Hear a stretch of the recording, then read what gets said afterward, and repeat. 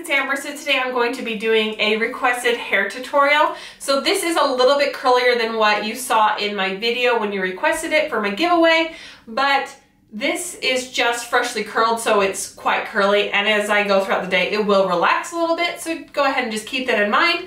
But you guys were so sweet and you really liked my hair in that video, so I thought I'd go ahead and recreate it and show you guys how I do this. So I just call this kind of a textured curly look, where it's piecey and it's a little bit more defined curls than kind of just like a natural, like swept together, more loose, soft curl. And the technique that I'm using works great on short hair, so if you have short hair, this will work good for you. So let's go ahead and get started.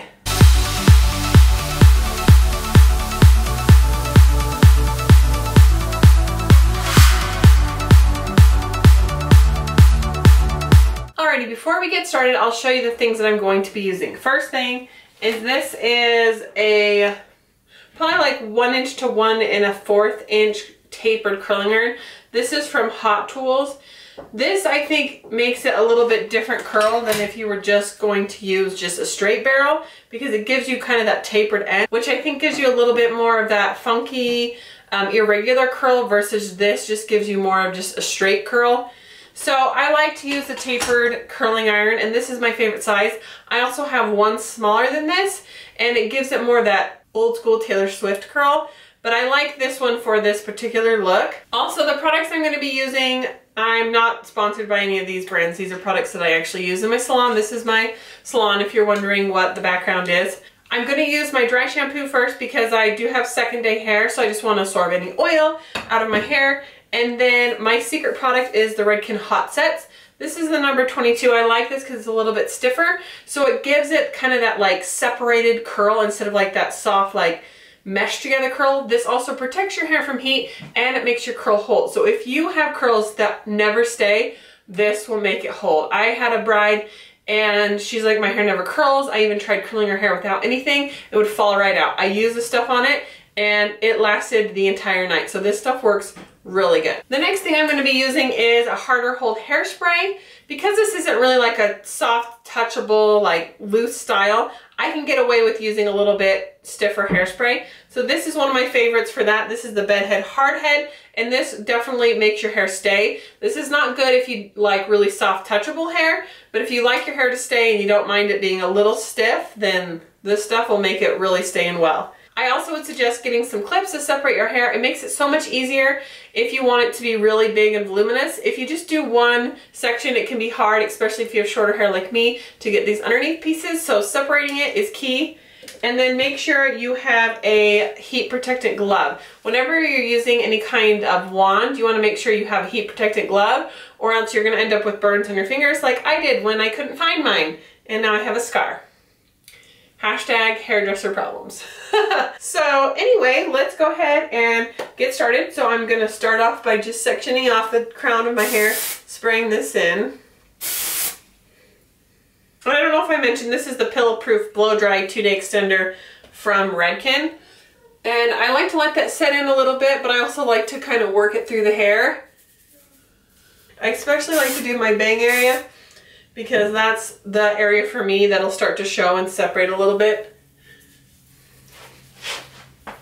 I like to make sure I really work it through. That way you don't have any dry shampoo showing. We've all had those mishaps where you don't get it kind of combed through very well, and then you're like, oh, look, that looks really cute powder in my hair. See, instantly that's going to give me a little bit of lift, which is awesome. Next, I'm just going to gently kind of comb through my hair. If your hair is really tangly, I did comb mine before I started filming this, but if it's really tangly, I would suggest using like a tangle teaser type brush so you're not ripping your hair or breaking it at all. So I'm going to section off just like the bottom 1/4 to 1/3 of my hair. My hair's not really thick, but where I have these short layers, I like to make sure I can get down there really easily. And next, I will just go ahead and spray. I feel like it gets the product through a little bit, and then you can always just kind of finger comb it through or comb it through to make sure it kind of is distributed through the hair. Now this glove came with my curling iron, so you might want to check and see if you need a curling iron like this, if it comes with the glove. If not, I'm sure it's something you could order on Amazon or anything like that. So the idea of this is pretty simple. I'm just going to be wrapping the hair around the curling iron, and I'm just going to change directions.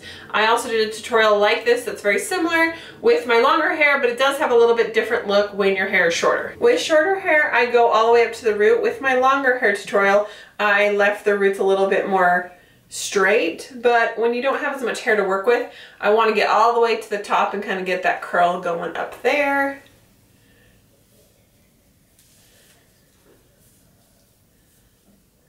And you can see where if you didn't have a glove, this could be very dangerous. This curling iron gets super hot. And you don't necessarily have to switch every other time.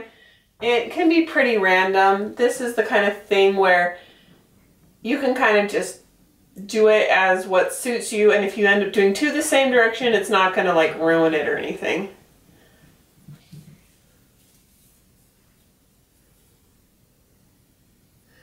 I also will wrap the hair on different parts of the barrel to get different curls. So if I want it to be a little bit looser, I can wrap it more at the top. If I want it tighter, I can wrap it more at the bottom. That's the nice thing about the tapered iron that gives you that really nice, like, crazy, messy look, is that all the curls are in that perfect same size.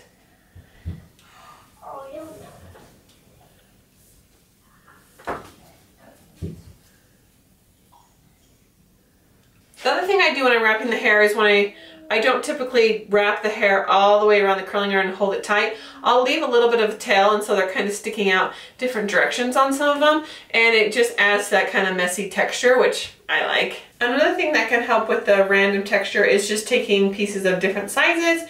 Some of them can be a little bit bigger, that will automatically make them a little bit looser, whereas if you take a skinnier piece, you're going to get like a little spiral curl. Once you get around to the sides, it makes it a lot easier than doing the back.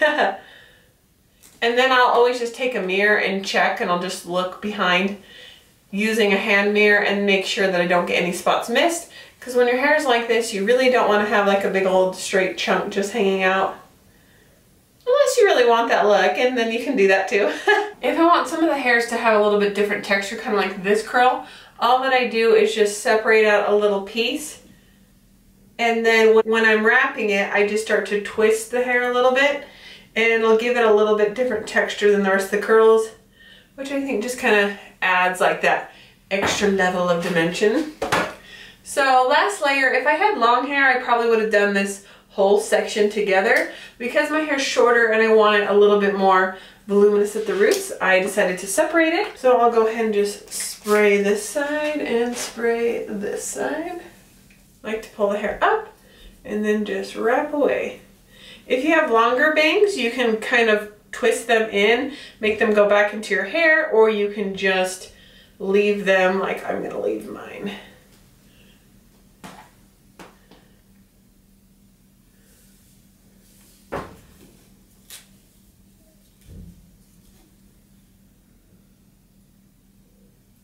Now I always try to curl it a little tighter and a little bigger than what I want it to be, because hair naturally is always going to fall. So always remember that. Sometimes you get your hair looking just perfect and then you walk out the door and you're like, oh crap, now it looks like it's flat. So just always go a little tighter and bigger than what you think, because humidity, heat, wind, I mean, those are all going to be factors in how your hair stays. So keep that in mind. Alrighty, now if your hair has a hard time holding, it's good to let it just rest for a minute and make sure that the curls aren't still hot. That will help them stay in a little bit better. And then instead of just shaking it out and making it all soft, I will just go ahead and just kind of lightly separate some of the curls to give it some texture but not disrupting the total like pieciness I've got going on here.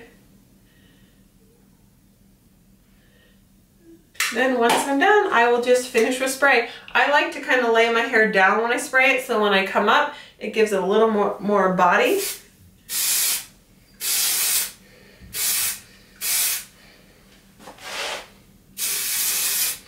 And I also kind of spray into the hair, so it's not just on top. It's like spraying these pieces underneath as well. Kind of pull up on the roots. And there you have it. That is the finished look on how I do my textured tapered curls, and I hope you guys enjoyed this, and I'll see you guys next time. Bye! Let me know and I'd be happy to do that for you, or if there's any other colors you guys would like to see color combinations of. Smoky eye, really natural eye, cut crease. Let me know and I'd be happy to film what you guys want to see.